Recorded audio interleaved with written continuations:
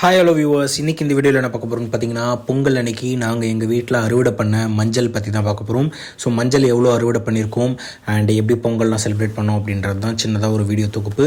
இந்த வீடியோ கண்டிப்பாக உங்களுக்கு பார்க்குறதுக்கு பிடிக்கும்னு நினைக்கிறேன். அப்படி பிடிச்சிருந்துச்சுன்னா லைக் பண்ணுங்கள், உங்கள் ஃப்ரெண்ட்ஸ் நண்பர்கள் எல்லாருக்கும் ஷேர் பண்ணுங்கள். மறக்காமல் பொங்கல் அன்னைக்கு நீங்கள் எவ்வளோ அறுவடை பண்ணீங்க, என்னென்னலாம் அறுவடை பண்ணீங்க அப்படின்றதையும் எனக்கு கமெண்ட் செக்ஷனில் சொல்லுங்கள். மஞ்சள் பார்த்திங்கன்னா நல்லா தண்ணி ஊற்றி நாங்கள் ஓரளவுக்கு ரெடி பண்ணி வச்சுருக்கோம். ஸோ மஞ்சள் அறுவடை பண்ணுறது ரொம்ப ஹாப்பியாக இருந்தது. ஒரு வாட்டியும் பொங்கலுக்கு போன வருஷம் பொங்கலுக்கு பார்த்திங்கன்னா நல்லா அறுவடை பண்ணோம். மஞ்சள் இஞ்சி ரெண்டுமே அறுவடை பண்ணோம் போன வாட்டி. இந்த வாட்டி இஞ்சி கிடையாது, வெறும் மஞ்சள் மட்டும்தான். ஸோ மஞ்சள் நல்லா அறுவடைக்கு ரெடியாக இருக்குது. ஸோ மஞ்சள் தான் அறுவடைக்கு பண்ணிகிட்ருக்கோம். ஸோ எங்கள் அம்மா அறுவடை பண்ணிகிட்டு இருக்காங்க.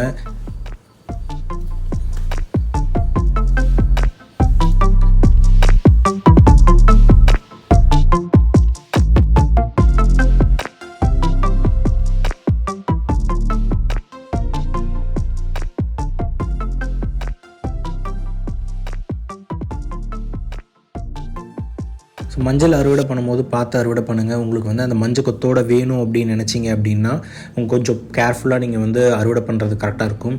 இல்லை எனக்கு வெறும் மஞ்சள் மட்டும் போதுன்னா நீங்கள் டேரெக்டாக நீங்கள் அந்த மேலே இருக்கிறத நீங்கள் அந்த காம்புகள்லாம் உடச்சி விட்டு கூட நீங்கள் எடுக்கலாம். பட் உங்களுக்கு மஞ்சள் கொத்தோடு வேணும் அப்படின்றப்போ கொஞ்சம் பார்த்து கேர்ஃபுல்லாகவே எடுங்க.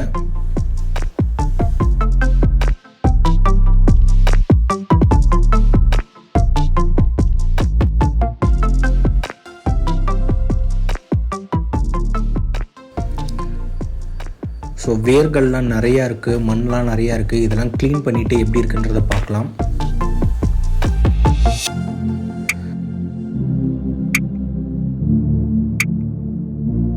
ஸோ ஓரளவுக்கு க்ளீன் பண்ணியாச்சு. பார்த்திங்கன்னா மஞ்சள்லாம் ஓரளவுக்கு நல்லாவே வந்திருக்கு.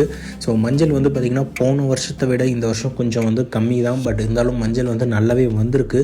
அண்டு மஞ்சள் கொத்து எங்களுக்கு பொங்கலுக்கு தேவையான மஞ்சள் கொத்தும், அதுக்கப்புறம் பார்த்திங்கன்னா கொஞ்சம் வீட்டுக்கு தேவையான மஞ்சள் கொத்தும் ஓரளவுக்கு கிடச்சிருக்கு. இதுவே ஓரளவுக்கு போதுமானது.